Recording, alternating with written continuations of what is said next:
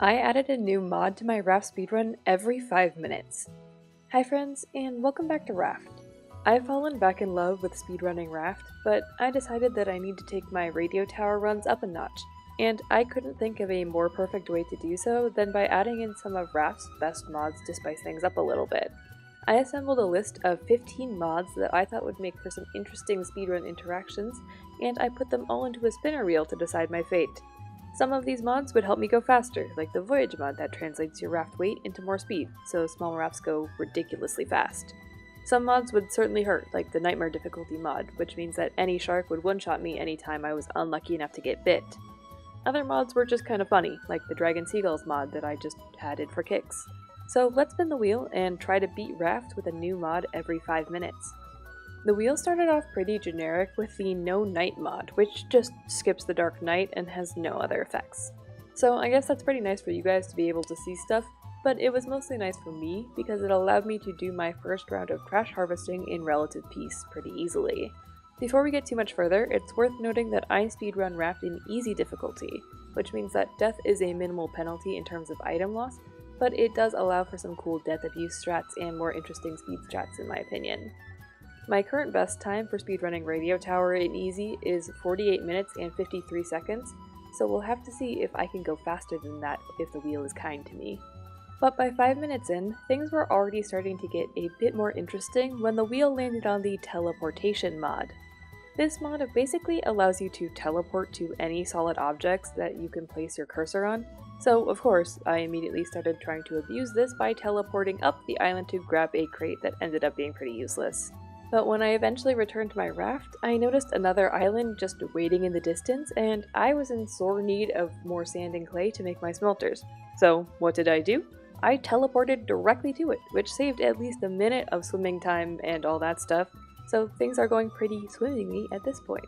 I was able to get enough stuff to make my first smelter pretty darn quickly, and make a good amount of progress towards enabling the receiver and antenna that I would need to reach the radio tower. I'm not gonna lie, the third and the fourth mods were kinda disappointing. The third one was just the receiver motion display, which could potentially be useful later on, but it really doesn't matter because I don't have a receiver yet. And the fourth one was the hats mod, which was sadly incompatible with one of the other mods that I had enabled, so instead I just grabbed a chef's hat, like the mod also enabled, and continued on my merry way. That is, until things started to speed up with the Speedy Gonzalez mod at 25 minutes in. This mod makes it so that you can run super quickly, which can be pretty funky looking at it if you're pretending to be a dolphin when you're reaching an island. But soon enough, of course, everything has to come down. At the 30-minute mark, I landed on the dreaded Nightmare difficulty mod. From here on out, any shark bite that I took if I wasn't completely full on health would instantly kill me. I was still playing in easy difficulty, so losing my items wasn't necessarily a problem, it was more the issue of losing time. Because whenever you die, you get reset back to your raft, and therefore you lose progress on whatever you were doing at the time. Time loss means more time in the run, which directly translates to more mods that could cause even more issues down the road. Fortunately, with my speedrunning prowess and a little help from the Speedy Gonzalez mod, it would just require a little bit of diligence to avoid any shark attacks by jumping, and then flying for 20 meters, because that's how this mod works. Unfortunately, the Nightmare mod also disables my fun teleportation mod, so I could no longer avoid shark attacks that way, and I would also have to swim wherever I wanted to go manually, but at least I could do it pretty darn quickly. Fortunately, the universe decided to give me a quick break, and the wheel chose the Dragon Seagulls mod next. This mod is pretty hilarious if you haven't seen it before, because it just converts all of the seagull models into some pretty derpy dragons that just fly around your raft. But my break had to be cut short by the next roll, which of course landed on the DShark mod. The DShark mod will dynamically spawn extra sharks when you're attacked, meaning in addition to potentially getting one shot by any shark that I encountered in the water due to the Nightmare difficulty mod, any successful attack now has the opportunity to spawn even more sharks that could also one-shot me and then also spawn more sharks. But it wasn't necessarily my own health that I was worried about at this point, because I could run away and be fine, or even respawning isn't all that bad. I was more concerned for the health of my raft. If I was attacked multiple times and I let multiple sharks spawn, that meant that I would have to deal with multiple sharks attacking my raft and threatening my precious smelters. If one or both of my smelters disappeared, my run was pretty much done for, and I definitely couldn't let that happen, so I had just one more chance. Avoid any and all shark attacks and everything should be fine. Fortunately, the universe took pity on me and gave me the Voyage mod at almost exactly the perfect time to start heading towards the radio tower. Now my raft could go zoom speed, and I wouldn't have to deal with this torment for too much longer. However, my raft was a lot faster than I was, and I still couldn't catch up to it, but the sharks also couldn't catch up to me, so there was that, I guess.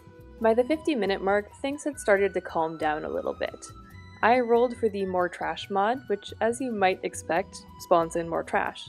However, that was pretty negligible at this point, as I no longer had a use for any of the floating debris, and the radio tower was looming into view pretty rapidly due to our increased speed from the Voyage mod.